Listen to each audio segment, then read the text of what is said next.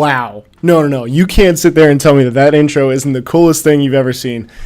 Okay, maybe not the coolest thing, but it's pretty cool to me, and I am enjoying it. It's my first intro, and I feel official. I feel real. I feel like I'm going to move this to the center now. That's weird. I feel like it just makes everything so much cleaner, you know? Like, and just, that song is so cool.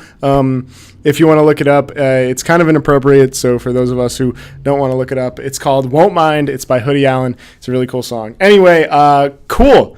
Wow, so my schedule is entirely off. There's nothing right about my schedule right now, but you know what? I'm just going for it. I'm enjoying everything that I'm doing right now, and one more thing. I know, I'm not wearing black. Someone's probably going to be like, why aren't you wearing black? This is so weird. This is different. Whatever. I put on a blue shirt today. It's all good.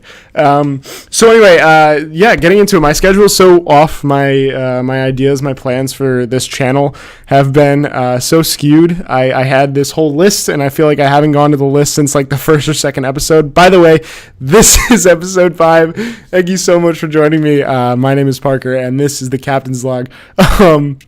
Anyway, the whole intro thing is throwing me off, but just getting right into it. This is going to be a weird episode. This week in my office, there have been a lot of changes, a lot of things that have come up really, and things that needed to be addressed on a serious note and on a more playful note. I think the changes that are coming hopefully will be a good thing for the company and the direction that they want to go in. But right now I'm kind of taking that back seat, trying to be as quiet as I possibly can. That way I don't get too involved with the things that are going on. And I know everything sounds really vague, but you just got to go with it. And that kind of sets up what I want to talk about today. So talking about this week, talking about a stressful week, I want to talk about the 7 ways that I manage stress. Now, I know that some of you are going to be like, I don't agree with any of this that you're saying, and that's cool, and that's fine. So what I want you to do is at the end of this video, I want you to leave a comment in the comments down below and just say, this is how I handle stress. This is one way that I handle stress, or I agree with this. I really like to know kind of where you guys are at, and I also think that it's really important for us to get new ideas and new ways to handle stress and new techniques. So these are my 7 ways to handle stress. Okay, so step 1, take a step back, breathe. The worst thing you could do is heighten the situation by working yourself up even more, and I think that is just pretty straightforward. The more you worry about something, the more the more stressful it becomes. So I think it's important for us in situations that call for it to just kind of breathe, take a step back, reevaluate the situation that we're in, and then attack it full force. Number 2, write down all the possible outcomes and how to approach each situation. Sometimes writing it down can help you visualize a strategy to overcome it. So kind of like taking a step back, writing it down also can help you visualize different paths and different strategies in order to overcome that stress. So I think stress comes from not being prepared or being underprepared. And I think with that, being underprepared, you need to, again, going back to step 1, taking a step back, being able to recognize the full picture, get an idea of what you're dealing with in its entirety, and then starting to write down a plan, something that's feasible, something that you can follow. Don't just say in your mind, I'm going to do it like this. Go write it down and then be able to follow your steps to success step by step. That's redundant. Step number 3, don't be reactive. If you see a situation becoming stressful, act sooner rather than later. And we'll talk about something that kind of coincides with this, but you want to be able to take that moment that's stressful and figure out why it's stressful and then just destroy it. Just absolutely kill it, get it out of the way, and be done with it. Because the more you push it off, it's like this is gonna be weird. It's like if you're doing dishes, right? If you make 3 dishes to make dinner, or you dirty 3 dishes to make dinner, and then you don't do it, then in the morning you're gonna have to dirty 3 more. Now you have 6, then 9, then 12, and instead of just doing it right away and having that 4 or 5 minutes that it takes to wash the dishes out, this It sounds like I'm calling out someone. I'm not.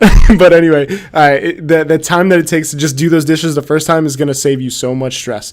So to add on to that, step number 4, avoid snowballing. Remember to handle one thing at a time, and if you're worried about it too much, your ability to make the situation easier becomes immensely more difficult. Again, letting one thing blow up, one thing snowball into epic proportions is not going to help your situation, and it's not going to make you feel any better. And the whole idea of making sure that it doesn't snowball is to be reactive, going back to number 3, and nullifying or destroying the situation as quickly as you can.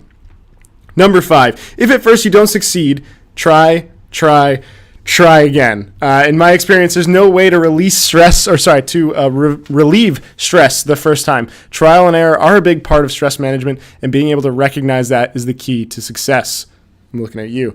So if you fail at kind of trying to like reduce that stress the first time around, guess what? It's going to happen, right? So at least next time when this same stress or something similar happens, that this is not the particular way that you need to handle those issues, right? So I think, again, trial and error, being able to react to certain situations different ways is so smart, because once you figure out what's the best way to deal with that stress, the next time it happens, you're already set. You've already written out everything. You haven't reactive. You've been proactive. You've avoided snowballing. All these things kind of coincide, yeah? Number 6, when all else fails, walk away. Sometimes taking a mental break or a physical break is really, it's conducive to your productivity. Sometimes giving yourself a minute or more really to reflect will help shine light onto something previously held in the dark. So what I mean by that is sometimes you just need to sleep it off. You got a big decision that you're trying to make and you're stressing out about it. Instead of just being like, I just got to make this decision. If you have time, go ahead, take a minute. Go take a walk, go outside, get your mind off of it for a little while. Maybe the answer will come to you, maybe it won't, but you know what? You will be much better prepared the next time you go at it if you just give yourself that time to just kind of, breathe, relax, take a step back, avoid snowballing, all this good stuff. And finally, rule number 7, I call this the number 5 rule. What I mean by that is, and this, a lot of people say this, but it's so true. It's so true. If you are stressing about something that in 5 years will not matter, there is no reason for you to stress about it. So what I like to think is that if I can sit here and say, wow, this is really stressing me out, but is it going to matter in 5 years? If I say no, if I say there's no way it's going to matter in 5 years, I will take 5 minutes. I will take 5 minutes and just sit there and let myself be stressed, okay? Let myself go through the motions, be stressed, freak out for a little while, and then right as that 5 minute ends, that's it. That's all the stressing I'm allowed to do. Once that 5 minute timer goes off, that's it. I have to continue to push forward. I have to make sure that stress goes away. All right, that way it doesn't become that 5-year thing. If it is something that could potentially be like a 5-year stressful situation, what you need to do is just go back to the other 6 rules here. All right, guys. Thank you so much. This has been really fun. If you want, again, I said this earlier, please go ahead, put your stress relievers in the comment. What do you do? I would love to know.